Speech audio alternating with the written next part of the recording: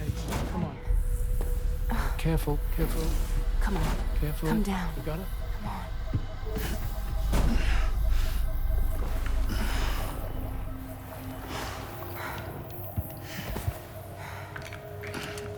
Thanks. This is what happens when she has nightmares, it seems.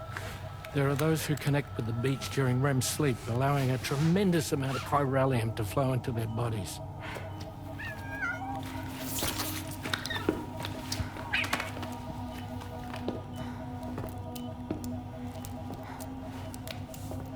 Hey, is your wrist gonna be okay? Yeah. We ran some blood and DNA tests on her. And checked her for signs of injury. As far as we can tell from a medical perspective, her health is in perfect condition. But that doesn't make the chrysaloid shell in which we found her any less troubling. Not to mention the tar-like fluid that came pouring out of it. We're still analyzing both. And there's more. You mean those suckers? Indeed. But that's not what I'd call them. Much closer to a chiral rash, I would say. You know how chiral allergies can sometimes trigger goosebumps? It's like that, except a fair bit worse. The tar-like secretions can accelerate the passage of time on contact, it seems. We suspect she has dooms too. And that when she's levitating, she's experiencing the nightmares common amongst sufferers. That space or realm she left behind to come here. The fellow we saw called it Nirvana, I believe. But to me, it looked like the land of the dead. Even so, she's a living human being. And I believe that she was born in that place. After things settled down, I spoke with her for a little. Or tried to. She was still in shock, which made it harder to communicate. Did she tell you her name? Doesn't seem like she has one. As far as I could tell. So, I named her myself. Tomorrow. Tomorrow, huh?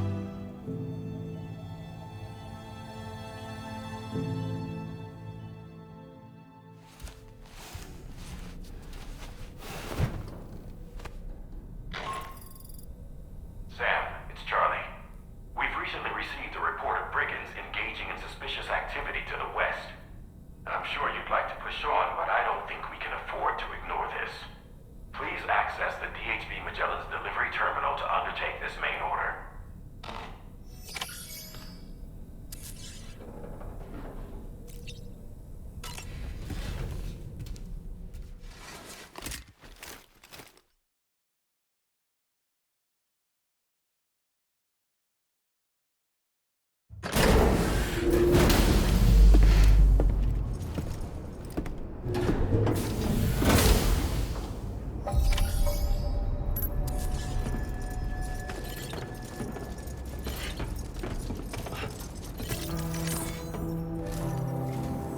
Sam, we've received an urgent request from the Northern Environmental Observatory.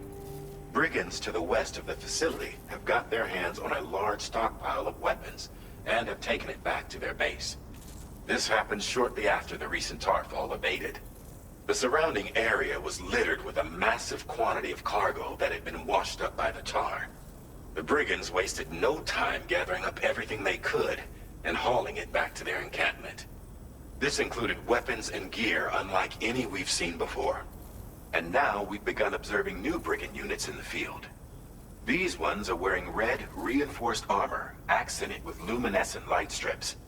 As their unique appearance suggests, they're more resistant to damage. Melee and electrical attacks are especially ineffective against them. These units have clearly been outfitted for close quarters combat, and their sudden deployment is troubling to say the least. Their presence likely indicates that the brigands are gearing up for a raid of some sort.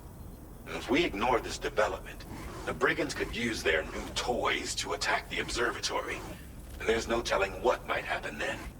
So we need to seize all of them before they have a chance to do so. Moreover, the latest data from the observatory strongly suggests an explosion of some sort occurred just beneath the Earth's surface not long ago. APAS analyzed the shockwave and has concluded that it is consistent with the type produced by ground-penetrating ordnance. This leads us to believe that the cargo the brigands secured may have included powerful explosive material. Directly assaulting the brigands using firearms risks triggering these devices, and we cannot predict how that would affect the region. Any sort of catastrophic explosion may also have an adverse impact on the tar currents. It is therefore critical that you avoid combat and secure the cargo without alerting them if possible. I implore you to take on this main order, Sam. And soon.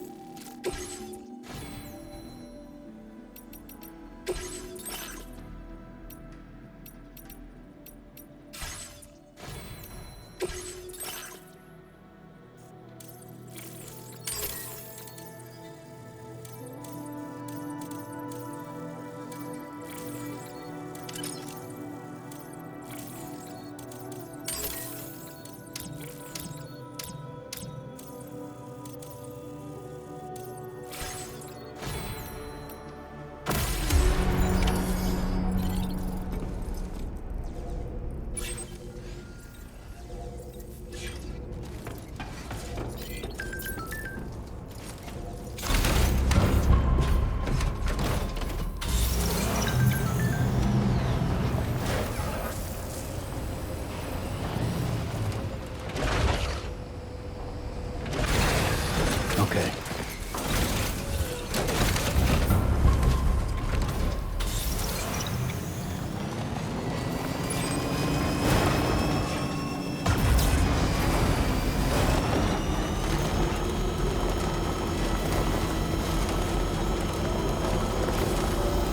Thank you!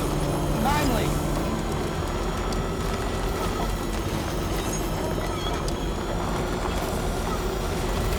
Hey! What's out there?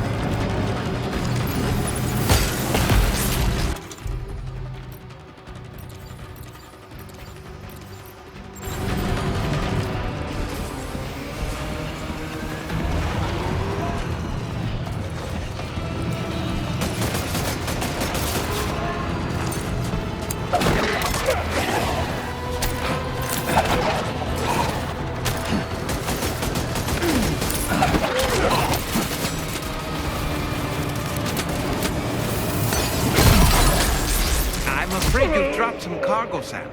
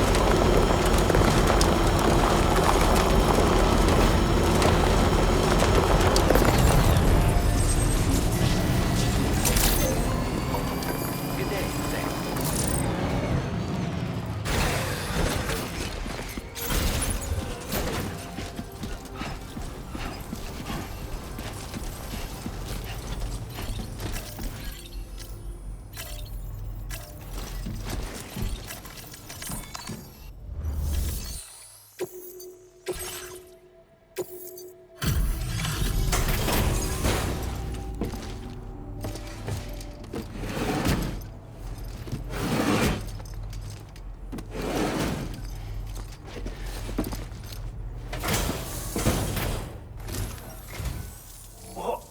you really go out and steal all that stuff from the brigands? Way to go, Sam. Let me get started on processing your haul.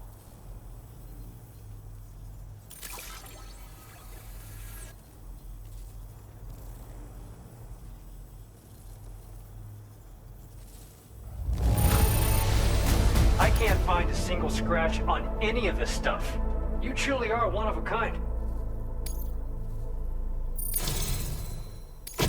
You have accomplished so much, done things only you could have done. We want you to have this data as thanks. We've increased your allocation of materials. Now displaying your current porter grade. The guidepost data we just shared with you is great for making landmarks to prevent. And when you do place them, but also for creating routes. Aside from that, we've also made it so you can now use your PCC to fabricate bridges up to 80 meters in length. The rivers ahead of you are prone to flooding, so I imagine extra long bridges will be especially handy.